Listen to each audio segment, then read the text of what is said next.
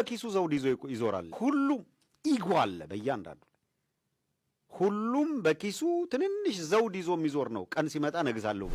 ህወሓት በአክሱም ታሪካዊ ስብሰባ መጀመሪያ የወሰነው ጊዜያዊ አስተዳደሩን ማፍረስ ነው ብሏል። ሁለተኛው ውሳኔ ትግራይን አገር ማድረግ ነው። ያሳሩ ማሰገዱ ብቻ ሳይሆን አስወግደን ትግራይን ገንጥለን ሀገረ መንግስት ትግራይ መመስረት ነው ብለው አሁን በአደባባይ በማረጋገጫ ቲፒኤልኤፍ ትግራይን ለመገንጠል ነው ብለዋል። ብዙ ናቸው። እድል በመጣ ቁጥር ከየጠሻው ብቅ የሚሉት አያሌ ናቸው። ወንበር የተገኘ ሲመስላቸው አዋራቸውን አራግፈው ሳምሶናይታቸውን ተሸክመው የ4 ኪሎ ታክሲ ላይ የሚሳፈሩት ሁልቆ መሳፍርት ናቸው። መሳሪያ ያነገበ ተዋጊ ገዝተው ምላስም ያለው አስተባባሪ ቀጥረው ቀን የወጣላቸው ሲመስላቸው በቦሌ በኩል ሹልክ ብለው የሚገቡት እነዚህ ሁሉ ሰዎች መነሻና መድረሻቸው ስልጣን፣ አልፋና ኦሜጋቸው ወንበር ነው ሲሉ የምንሰማቸው ወንበር ያቃጥላል ነው፣ ሲያደርጉ የምናያቸው ደግሞ ወንበሩን ሙጥኝ ሲሉ የሚሉትን እንጂ የሚያደርጉትን አታድርጉ አለ መጽሐፍ። ከያሉበት ጎሬ ሲወጡ ባልተጻፈ ሕግ ጭምር የሚግባቡ ናቸው። ስልጣን ላይ ያለውን ኃይል መንግለን እንጥላለን የሚል የጋራ ድምዳሜ ላይ ለመድረስ መመካከር እንኳ አይጠበቅባቸውም። ነገ ቦታውን የሆነ ታምር ተፈጥሮ ቢይዙት ሊከሰት የሚችለውን የስልጣን ሽኩቻ እንኳ እንዳያዩ ያደረገ የስልጣን ፍቅርና የመሪ ጥላቻ ኦቨርዶዝ ሆኖ የሚያሰቃያቸው ናቸው። እነከሌ ከጫካ ወጥተው መሳሪያ ተኩሰው ሲገቡ በምን ስሜ ነው ስልጣን የማገኘው እያሉ ስም ያለው ድርጅት ለመመስረት የሚሯሯጡ፣ እነከሌ ሚኒስትር ሲሆኑ እኔ አባወራ ሆኜ መቅረት አይደለም እንዴ ብለው ርዕዮተ ዓለም የሌለው ፓርቲ ለመመስረት የሚጣደፉ ናቸው እነዚህ ሰዎች። እና ካልተጠበቀ ምንጭ በሰማነው ትንግርት መሰረት ገና ለገና ስልጣን መምጣቱ አይቀርም በሚል ፈሊጥ ወደ ካቢኔ መግቢያ ሰበብ እያበጃጁ ያሉ ሰዎች እንዳሉ ተደርሶባቸዋል። ጨረቃ ዳቦ ትጥልልናለች ብለው የሚጠብቁ ተስፈኞች እነሆ በሀብታሙ አያሌው አንደበት ሲገለጹ ሁሉም በኪሱ ዘውድ ይዞራል። ሁሉም ይጓል በእያንዳንዱ ሁሉም በኪሱ ትንንሽ ዘውድ ይዞ የሚዞር ነው። ቀን ሲመጣ ነግዛለሁ ብሎ እኔ ከሰሞኑ አንድ ነገር ሰምቼ እንዴት እንደሳኩኝ እንዴት እንደገረመኝ ወይ ጉድ ነው ያልኩት። በኢትዮጵያዊነት ስም ወይም በአዲስ አበባ ስም እንሰባሰብ የሚል ምክር ነው። እንደው የአዲስ አበባን ሕዝብ ሞቢላይዝ በማድረግ ስም ነው። በእውነት ነው የምላችሁ። በድምፅ እኮ ነው የምንሰማው። ውይይት ነው፣ ውይይት ላይ ምናምን ነው የሚሰማው። የሽግግር ምናምን ከተባለ አማራውን የሚወክለው አፋብን ነው። ነከሌ የስልጣን ውክልና ስለሚያጡ የሆነ የአዲስ አበባ ምናምን እንበልና ወኪሎቹ ነከሌ ናቸው ብለው ሽግግር ውስጥ ይገባሉ። ካኒ ኢማጂን አጠቃላይ ትግሉ የት ይደርሳል ሳይሆን እነማን በየት በኩል የሽግግሩ አካል ይሆናሉ። ቀድሞዎችና ሰደቃ ሽውጣ ማለት እኮ ይሄ ነው።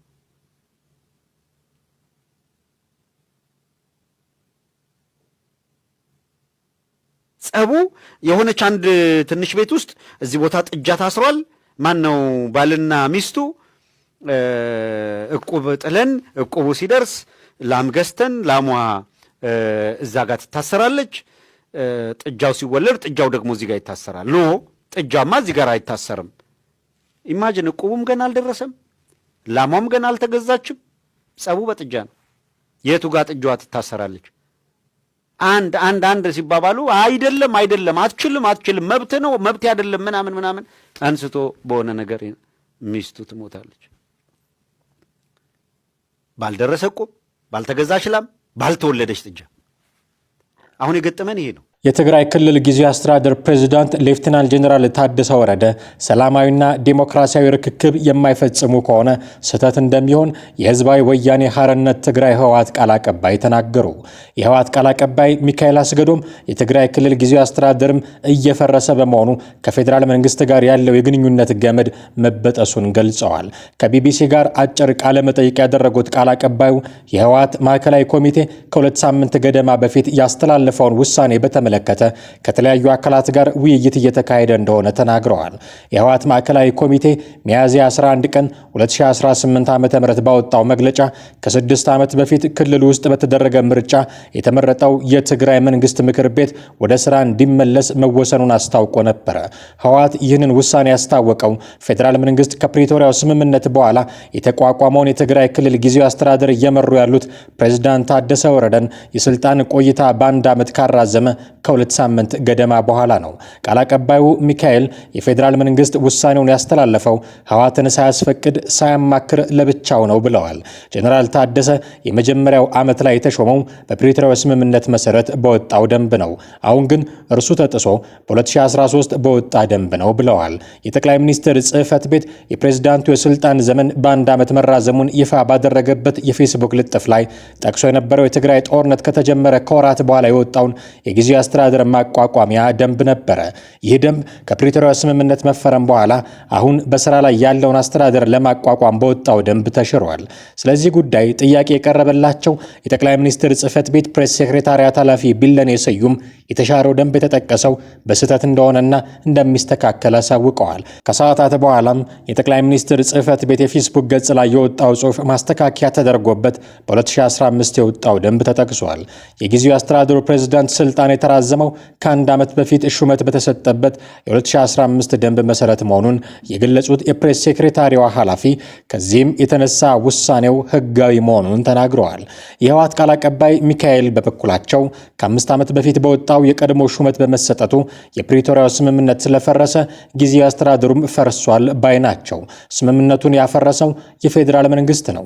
ሌፍቴናንት ጀነራል ታደሰን ለብቻው ሹሞ የላከልን ፌዴራል መንግስት ነው። ህወሓት ይህንን አንቀበልም ብሎ ይፋ አድርጓል። ይህ ግልጽ ነው፣ የሚያሻማ ነገር የለውም ሲሉ በዚህ ምክንያት የቀድሞው ምክር ቤት እንዲመለስ መወሰኑን ገልጸዋል። ቃል አቀባዩ ከፌዴራል መንግስት ጋር የሚኖረውን ግንኙነት እንዴት ይሆናል የሚለው በቀጣይ የምናየው ይሆናል። እስካሁን ባለው ግንኙነት ግን ጊዜያዊ አስተዳደር እየፈረሰ ስለሆነ የነበረን ገመድ ተበጥሷል የሚል ሐሳብ ነው የምንወስደው ብለዋል። ይህ ምክር ቤት የተቋቋመበት ምርጫ በፕሪቶሪያ ስምምነት ውድቅ ስለመደረጉ ጥያቄ የቀረበላቸው ቃል አቀባዩ በዚህ ሐሳብ እንደማይስማሙ ተናግረዋል። በስምምነቱ መሰረት ምርጫው የማይጸና እንዳልተደረገ ይልቁንም ታግዶ መቆየቱን ገልጸዋል። በወቅቱ የተመሰረተው የክልሉ መንግስትም አልፈረሰም ነበረ። ጊዜያዊ አስተዳደር የተመሰረተው በድርድር ነው ብለዋል። በድርድር የተመረጠውን ምክር ቤት ሰስፔንድ አድርገን ወይንም አግደን ሳይፈርስ እንዲቆይ አድርገን ለሰላም ስንል ነው የቆየ ነው። ምርጫው አልተሰረዘም፣ ምክር ቤቱም አልፈረሰም፣ ሆልድ አድርገነው ነው የቆየ ነው ብለዋል። የ2 ዓመቱን ደም አፋሳሽ ጦርነት ያስቆመው የፕሪቶሪያው ስምምነት ለትግራይ ክልል የምክር ቤትና የህዝብ ተወካዮች ምክር ቤት ምርጫ እስከሚደረግ ድረስ በክልሉ አካታች ጊዜያዊ አስተዳደር እንደሚቋቋም ደንግጓል። የፌዴሬሽን ምክር ቤት በ2012 ዓ.ም ትግራይ ክልል ውስጥ የተካሄደው ምርጫ እንዳልተደረገ የሚቆጠር የማይጸናና ተፈጻሚነት የሌለው እንደሆነ ውሳኔ ያስተላለፈው ድምፅ ከመሰጠቱ አስቀድሞ ነበረ። የህወሓት ማዕከላዊ ኮሚቴ ቀድሞው ምክር ቤት እንዲመለስ ውሳኔ ሲያስተላልፍ የተነሳው ሌላኛው ጉዳይ ምርጫው ከተካሄደ 5 ዓመት ማለፉን የሚመለከት የህጋዊነት ጥያቄ ነበረ። ስለዚህ ጉዳይ ጥያቄ የቀረበላቸው ቃል አቀባዩ ሚካኤል ህጋዊ ነው ሲሉ ተከራክረዋል። መጀመሪያው የተዋቀረው መንግስት በትንኮሳ በጦርነት እንዲፈርስ ተደርጓል። ወደ ስራም አልገባም ነበረ። በአሁኑ ጊዜ ደግሞ ወደዚያ እንመለሳለን ብለን ስናስብ አሁን ምርጫ ማድረግ አንችልም፣ በውሳኔያችን አረጋግጠናል ብለዋል።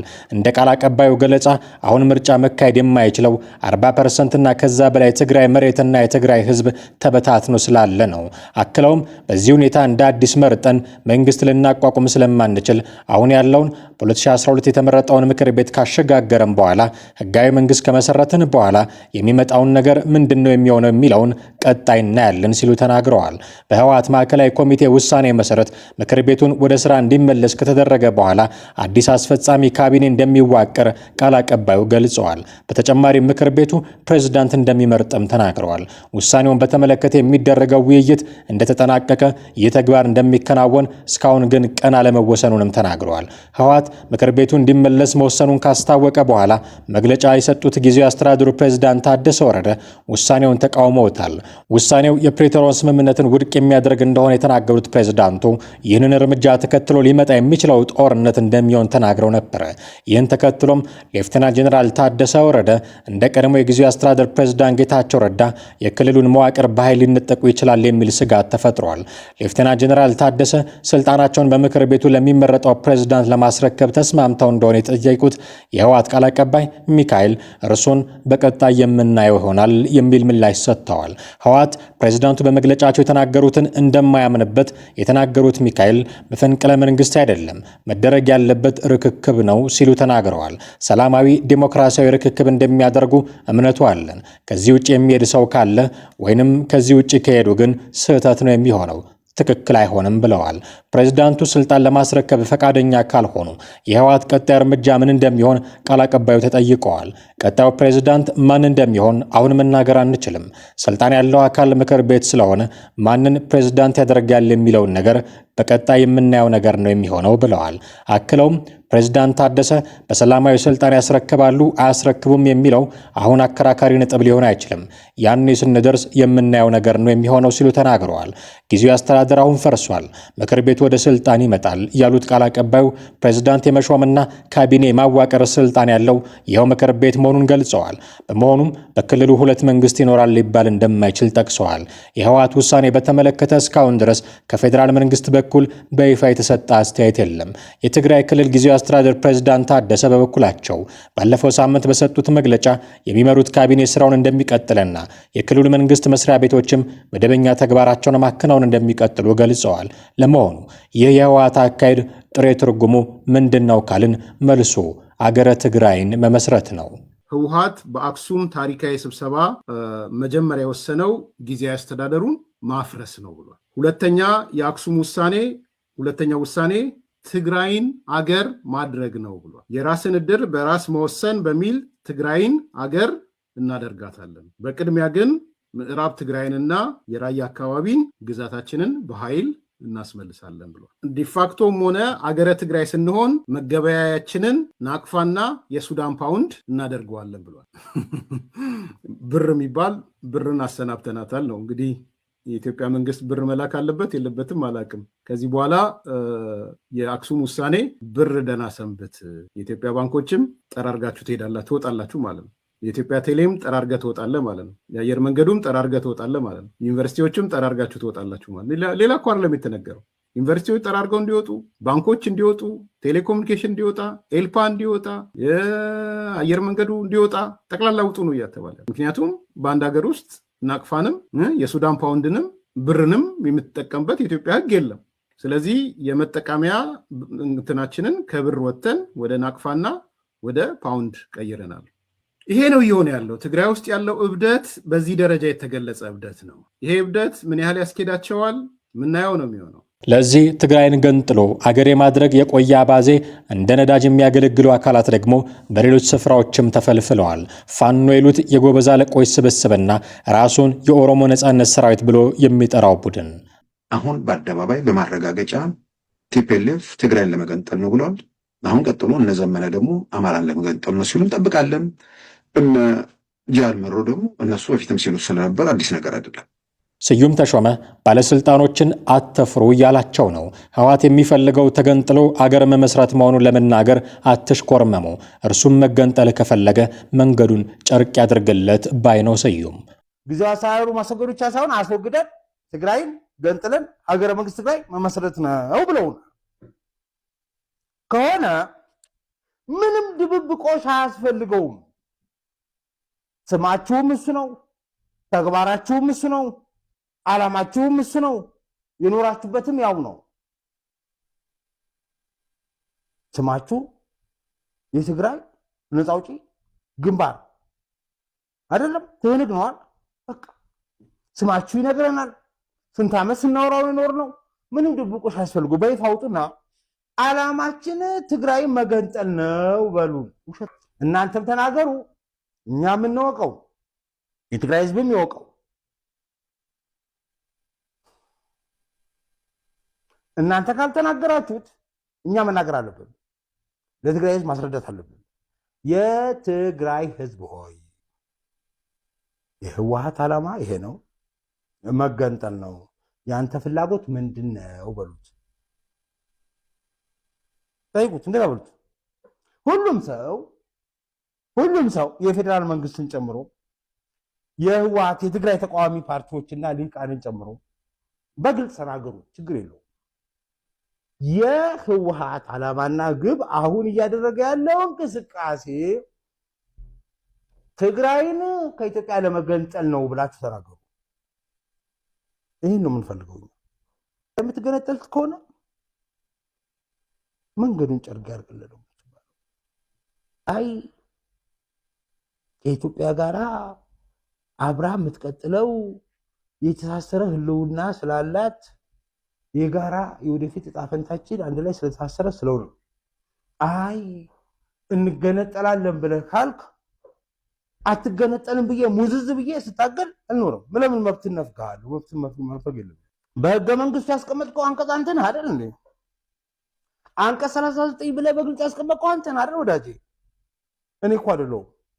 አንተን ያስቀመጥከው በል መገንጠል የምትፈልግ ከሆነ በህገ መንግስቱ አንቀጽ መሰረት በተቀመጠው መሰረት በግልጽ ባስቀመጥከው መሰረት በሰላማዊ መንገድ ለምን እንዋጋለን? ለምን ሞት ያስፈልጋል? ለምን ሰው ያልቃል? ህገ መንግስት ላይ ጻፍከው አንተ ራስህ ባስቀመጥከው መንገድ በሰላማዊ መንገድ ተነጋግረህ መገንጠል ስትችል ለምን ትዋጋለህ? ለምን ወጣቶችን ታስጨርሳለህ? ለምን አያስፈልግም? ዓላማችን መገንጠል ነው በሉ። እኛ እንረዳቸዋለን። የወያኔ ሻዕቢያ ያረጋውን አይነት የተጦረበረ የመገንጠል ዘዴ አትጠቀምም። በጉልበት አያስፈልግም ብለናል። በውይይት ነው ብለናል። በህዝበ ውሳኔ ነው ብለናል። በህዝበ ውሳኔው መሰረት እንዲካሄድ እኔም አንተም እኩል አውርተን ለትግራይ ህዝብ እኩል ተናግረን የትግራይ ህዝብ በሰላማዊ መንገድ ይወስን። ደቡብ ዕዝ አስተማማኝ ወታደራዊ ዝግጁነት አቅም መገንባቱን ጀነራል አበባው ታደሰ ተናገሩ። የጦር ኃይሎች ምክትል ጠቅላይ ኤታማዦር ሹም ጀነራል አበባው ታደሰ የደቡብ ዕዝን የዝግጁነት ደረጃ በግዳጅ ቀጠናው ተገኝተው ተመልክተዋል። ጀነራል አበባው ታደሰ የደቡብ ዕዝ የሰራዊት አባላትን ወታደራዊ ቁመና በግንባር ተገኝተው ከተመለከቱ በኋላ ባደረጉት ንግግር የደቡብ ዕዝ ማንኛውንም ግዳጅ በድል መፈጸም የሚያስችል አቅምን ገንብቷል ብለዋል። ኢትዮጵያ ትላንት ከነበራት አቅም ይልቅ ዛሬ ላይ በሰው ኃይልና በቴክኖሎጂ የተሻለ ደረጃ ላይ እንደምትገኝ የጠቀሱት ጀነራል አበባው ታደሰ ደቡብ ዕዝ በአስቸጋሪ መልክዓ ምድር ፈታኝ የውጊያ ስልጠናዎችን በማድረግ የደረሰበት የዝግጁነት ደረጃ የሚደነቅ መሆኑንም ገልጸዋል። ደቡብ ዕዝ በተሰለፈበት የግዳጅ ቀጠና ሁሉ ኢትዮጵያን ከጀመረችው የልዕልና ጉዞ ለማደናቀፍ የሚደረጉ የጸረ ሰላም እንቅስቃሴዎችን እየመከተና እየደመሰሰ ሀገርን ማስቀጠል የቻለ አንጋፋ ዕዝ ስለመሆኑ የደቡብ ዕዝ ዋና አዛዥ ሌፍተናንት ጀነራል ሰለሞን ኢተፋም ተናግረዋል። ሰራዊቱ የኢትዮጵያን ሉዓላዊነት ለመጠበቅና ብሔራዊ ጥቅሟን ለማስከበር ከመቼውም ጊዜ በላይ ዝግጁ ነው ያሉት ሌፍተናንት ጀነራል ሰለሞን ኢተፋ ዕዙ በየትኛውም ተልዕኮ አኩሪ ድል ለማስመዝገብ አስፈላጊውን ዝግጅት ማድረጉንም ገልጸዋል።